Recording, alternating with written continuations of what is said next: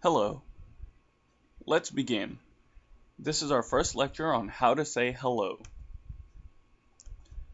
Hello is very important in any language because hello allows you to signify that you are beginning a conversation. Hello allows a person to build their impression of you, and hello allows a person to get to know you. All of these are very important for our end goal, which is sitting down for a meeting. So, how do you say hello? The first step is to always begin with a greeting. Understand the situation. Are you meeting a friend? Are you sitting down for an interview? Understanding your situation will allow you to choose an appropriate greeting.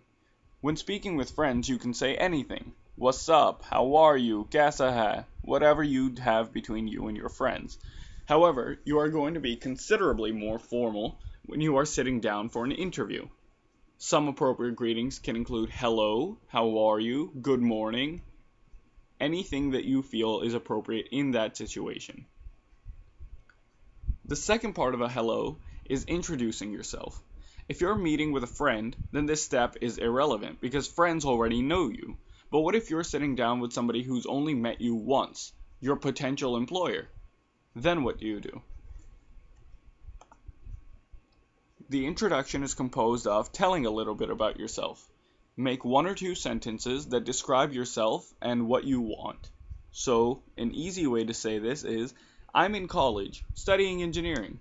So, you would begin from the beginning. Hello, my name is Hamza. I'm in college, studying engineering. Or something along those lines. The proper grammar of hello. Now that we've discussed how to say hello when meeting somebody, we've learned that it's actually pretty easy. It's only 2 lines. However, what if you have to write hello?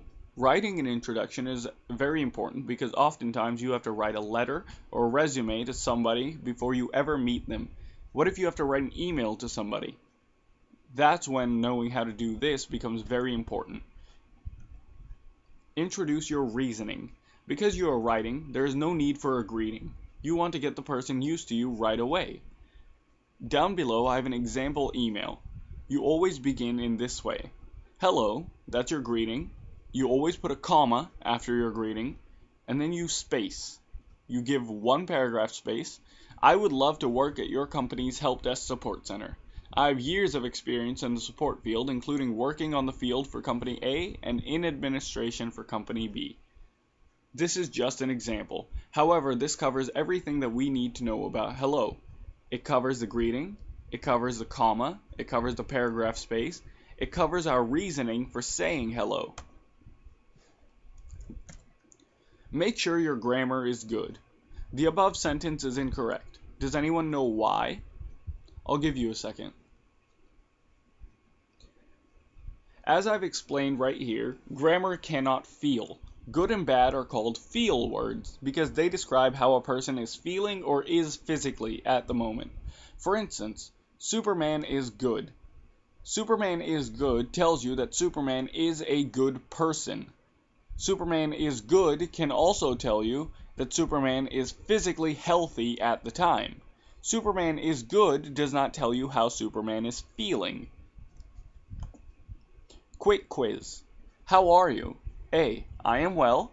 B. I am bad. C. I'm bad and English is hard. The correct answer is A. Let's go back and review the choices.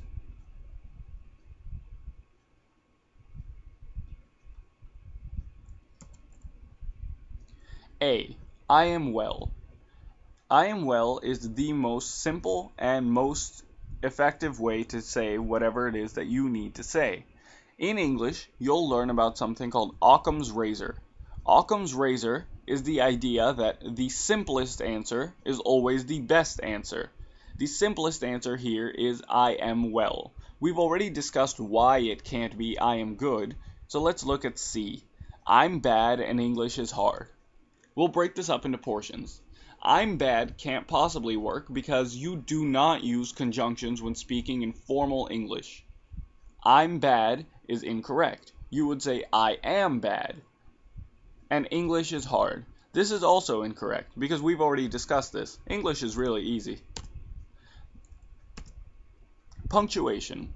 Punctuation is incredibly important when writing something. People love to add letters and capitals where they don't belong. Let's review our grammar really fast. Capital letters belong only in the beginning of a sentence or to indicate a proper noun. Hamza, for instance, is a proper noun. So even though it's the first word in the sentence, it would be capitalized because it is both the first word and a proper noun. Periods. Periods are easy. A period, also known as a full stop, tells you that my idea stops here. I am done expressing this idea. Some ideas are longer and may require the use of a comma. This is to separate the two connected ideas like this. People always go inside a quotation mark. Periods always go inside a quotation mark.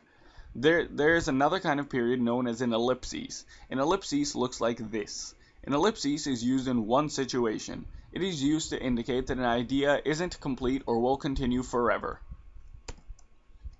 Commas.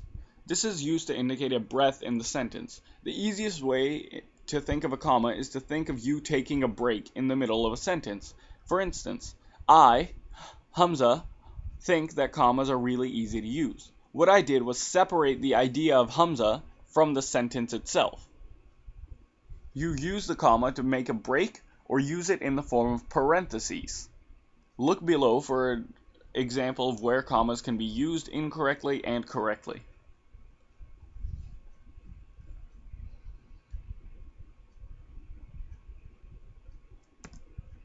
Proper spelling. Proper spelling allows a person to understand easily the idea that you are trying to express.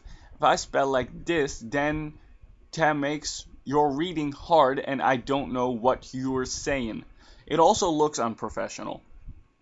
You want to be as professional as possible, and so you want to try very, very hard to make sure that your spelling is correct in all cases. The easiest way to learn proper spelling is to read in English. Reading as many books as you can. If you need any extra help, get a dictionary. They are very helpful tools. The reason I say this, even though it's hard to read in English sometimes, is because you will develop an instinct for it. You'll read so much that your brain will immediately begin to understand where commas, periods, and proper spelling belongs. Next week's agenda. Complex grammatical tools. We're going to learn more about the use of the colon, the semicolon, adjectives, pronouns, and various other things. How to speak at an interview. We're going to have a mock interview. How to answer the telephone. We're going to have a mock telephone interview. A little bit of homework. Leave a small comment with an introductory paragraph about yourself. Try to use all the skills we learned today. This is very important because this will build the basis for what we're going to do for the rest of the series. Thanks. Best of luck.